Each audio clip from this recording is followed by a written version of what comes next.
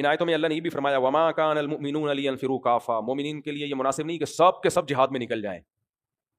پہلے تو کوئی باقاعدہ فوج نہیں تھی نا، تو سارے جا رہے ہوتے تھے، تو اللہ نے فرمایا کہ سب بھی نہیں، پیچھے بھی کام ہے، ہر طرح کے شعبے زندہ ہونا ضروری ہے. اب تو ملکوں کی فوجیں بن چکی ہیں، حضرت عمر رضی اللہ تعالیٰ عنہ کے دور سے باقاعدہ یہ منظم ہونا شروع ہو گیا تھا. تو اب تو فوجیں، اب تو ظاہر ہے اب فوج لڑتی ہے، لیکن اگر فوج کسی ملک میں ناکافی ہو جائے لڑائی کے لیے، کسی اسلامی ملک کی بات کر رہا ہوں، تو پھر عوام پہ بھی جہاد فرض ہو جاتا ہے. اور پتہ ہے جہاد ایک ایسی چیز ہے کہ جب فرض عین ہوتا ہے نا، تو حکومت پر واجب ہوتا ہے کہ اگر فوج کمزور پڑ رہی ہے تو جتنے جوان ہیں ان کو بھی لتر لگا کے بھیجے وہ بارڈر پہ، سمجھ رہے ہیں، اور ان کے لیے پیچھے رہنا جائز نہیں ہے. اور اگر وہ بھی کافی نہیں ہو رہے تو پھر عورت پہ بھی واجب ہو جاتا ہے کہ وہ بھی لڑے جا کے. فقہاء نے جہاد کے احکام بہت تفصیل سے بیان کیے ہیں کہ سب پہ واجب ہو جائے گا، جتنے بھی جوان ہیں عوام پہ بھی واجب، اور حکومت پر یہ بھی واجب ہو جائے گا کہ اگر یہ کافی نہیں ہو رہے تو زبردستی بھیجے ان کو. تو ہلکی چیز نہیں ہے اپنے ملک کا دفاع اور قوم کا دفاع اور جو ہے اہل اسلام کا دفاع، یہ اتنی ہلکی چیز نہیں ہے کہ لڑو. اب دیکھو ملک میں جب کوئی لڑائی شروع ہوتی ہے لوگ فوجیوں کا مذاق اڑانا شروع کر دیتے ہیں، کچھ بدبخت لوگ. یہ بہت بڑا جرم ہے، یاد رکھو بہت بڑا جرم ہے. ایسے موقع پہ جب جنگ ہو رہی ہو نا، جنگ، اس موقع پہ کوئی مذاق اڑائے نا اپنے فوجیوں کا، 100 اختلافات تو ہمیں بھی ہیں، میں بیان بھی کرتا رہتا ہوں. جنگ کے موقع پہ کوئی صحافی ایسی بات کر رہا ہے جس سے نیگیٹیوٹی پھیل رہی ہے، سمجھ لو یہ ملک کا غدار ہے. ایسے میں تو حق بھی چھپا لیا جاتا ہے، اس میں حق اور باطل نہیں دیکھا جاتا، اس میں یہ دیکھا جاتا ہے کہ کون سا ایسا کام ہے جس سے بارڈر میں لڑنے والے فوجیوں کے حوصلے پست ہوں گے. کوئی بھی ایسی بات کی جائے، ایسے میں حق بھی چھپا دیا جاتا ہے. اگر کسی کی غلطی ہے اس کو بھی پردہ ڈال دیا جائے گا. مثال کے طور پر کوئی کمانڈر میدان میں کھڑا ہوا فوجیوں کو حکم دے رہا ہے کہ آگے جاؤ، کوئی دوسرا آ کے بولتا ہے بھائی کمانڈر تو 2 نمبر آدمی ہے. یار اب کہنے کی کیا ضرورت ہے؟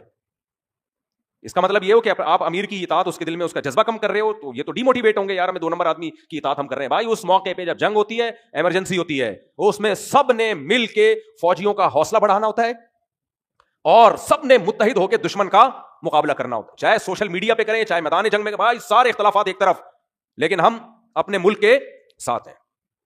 سوال ہی پیدا نہیں ہوتا کہ ہم جب انڈیا نے اٹیک کیا تھا تو بڑا اچھا ایک لوگوں میں جو مخالفین بھی تھے وہ بھی حامی ہونا شروع ہو گئے، لیکن کچھ بدبخت ایسے خبیث تھے وہ آخری دن تک مخالفت کرتے رہے ہیں ہماری فورسز کی. خود ہی لڑیں، ہم تو نہیں لڑیں گے، انہی کا کیا کرتا ہے، اس طرح کی بکواسات کر رہے تھے. لیکن جب ادھر سے میزائل داغے گئے ہیں اور پاکستان کو فتح ہوئی ہے تو پھر آ گئے واپس پلٹ گئے نا. یہ منافقین کا یہی ہے، لا الہ الا اللہ ولا الہ الا اللہ. تو اس لیے میرے بھائی لڑائی میں جو ہے نا متحد ہو جایا کرو اور یہ کوشش کیا کرو یار ہمیں بھی موقع ملے بارڈر پہ جانے کا.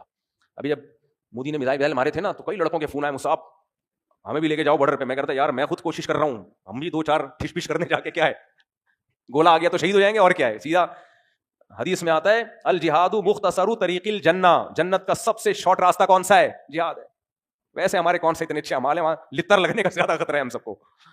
تو سب سے آسان راستہ یہ ہے. تو بارڈر پہ لڑائی ہو، فوجی کمزور پڑ رہے ہو، ہر نوجوان کا جذبہ ہونا چاہیے مجھے بھیجو یار. لیکن اللہ کا شکر ہے جب یہ بنیاد مرصوص آپریشن ہوا تو بہت سے نوجوانوں کا جذبہ تھا، میرا اپنا بھی جذبہ تھا، لیکن کوئی لنک ہی نہیں مل رہا تھا کدھر سے جائیں. میں نے کہا یار مزہ نہیں آ رہا تھا، خدا کی قسم بستر پہ مزہ نہیں آ رہا تھا یار، ادھر جاؤ یار 2-4 میزائل تو داغو نہ، جا کے انگلی کٹا کے شہیدوں میں نام لکھوا دو. تو ایسے موقع پہ یہ جذبہ ہونا چاہیے. بغیرت قسم کے جو صحافی بکواسات کر رہے ہیں نا، ان کی مت سنو. اس موقع پہ کچھ بغیرت صحافی ہیں، وہ گند ہی ان کے منہ سے ہمیشہ گوں ہی نکلے گا. باقی جب جنگ ختم ہو جائے پھر لڑو آپس میں، وہ تو ہم لڑ رہے ہیں، اللہ کا بڑا فضل ہے، سیاسی لڑائیاں بھی ہوں گی وغیرہ وغیرہ بھی ہوگا، تو پھر لڑو آپس میں. دشمن کے سامنے کیا ہے یہ جو لڑائیاں ہو رہی ہیں نا، یہ ان لڑائیوں کے پیچھے اسرائیل اور انڈیا ہے. سمجھ میں آ رہی ہے بات؟ کیونکہ پاکستان ایک واحد ایٹامک طاقت رہ گئی ہے، وہ کبھی بھی سامنے سے آئے تو مار کھائی نا، تو دائیں بائیں سے آ رہے ہیں وہ. تو یہ اس لڑائی کو آپ یہ نہ سمجھو کہ یہ افضل جہاد نہیں ہے، یہ بہت بڑا جہاد ہے. کیونکہ یہ لڑائی جن سے ہو رہی ہے وہ اسرائیل اور اصل میں انڈیا کی لڑائی ہے. یہ وہ دونوں مل کے ہم سے لڑ رہے ہیں، کیونکہ پاکستان ایک واحد طاقت رہ گئی ہے. انہوں نے اس ملک کی واٹ لگانی ہے تاکہ کباب میں جو سب سے بڑی ہڈی ہے وہ سائڈ پہ ہو جائے. تو اس لیے جذبہ پیدا کرو اپنے اندر. ایسے موقع پہ تو یہ تو متحد ہونے کا بہترین موقع ہے. خیر جلدی سے میں ختم کرتا ہوں درس کو. ساری آج جہاد کی آیتیں، اللہ نے اتنی آیتیں بیان کی ہیں ایسا زبردست.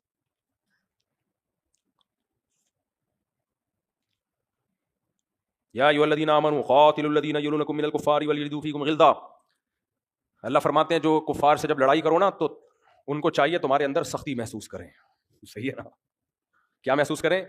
جب لڑائی ہو تو ان کو لگے کہ غلط لوگوں سے ہمارا پالا پڑ گیا ہے.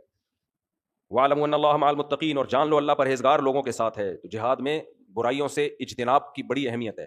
نماز کی پابندی، اللہ کا ذکر کثرت سے، ان سب چیزوں کا اہتمام کرنا چاہیے.